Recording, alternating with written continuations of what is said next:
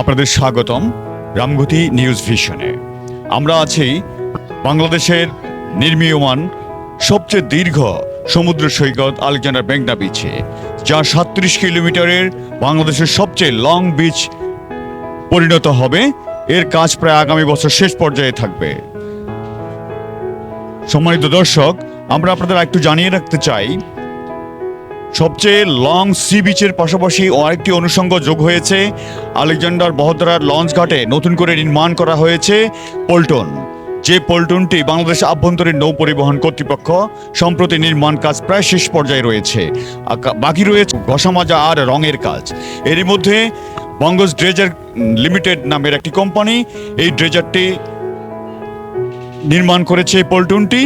আমরা দেখতে পাচ্ছি পল্টনের কাজ প্রায় শেষ পর্যায়ে রয়েছে। আমাদের লং সি বিচের আলেকজান্ডার মেঘনা সি বিচের যেই সৌন্দর্য, এই সৌন্দর্যকে আরো বাড়িয়ে তুলেছে আলেকজান্ডার বহদ্দারার লঞ্চ ঘাটের নবনির্মিত এই পল্টনটি। আমরা দেশ দেশান্তরের পর্যটক এখানে ভিড় করছে আমরা দেখতে পাচ্ছি।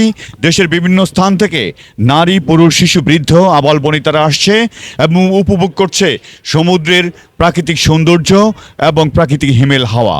ধন্যবাদ সবাইকে।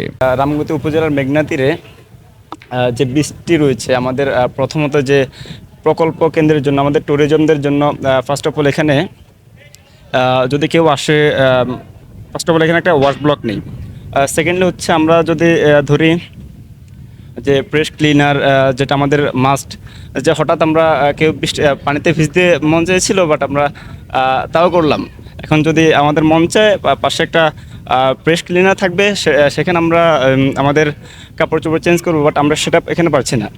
আর থার্ড যদি আমি বলতে চাই, তাহলে যে ট্যুরিজমদের জন্য সর্বপ্রথম যেটা মাস্ট, তা হচ্ছে হোটেল।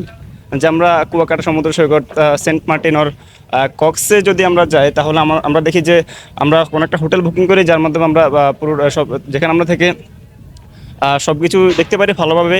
অ্যান্ড আমাদের যদি কোনো রেস্টের প্রয়োজন হয়, আমরা তখন সেখানে গিয়ে আবার আমরা রেস্ট করে যা আমাদের সব কিছু করতে সক্ষম হই। সো এখানে যে হোটেলটা আমাদের জন্য হচ্ছে মাস্ট।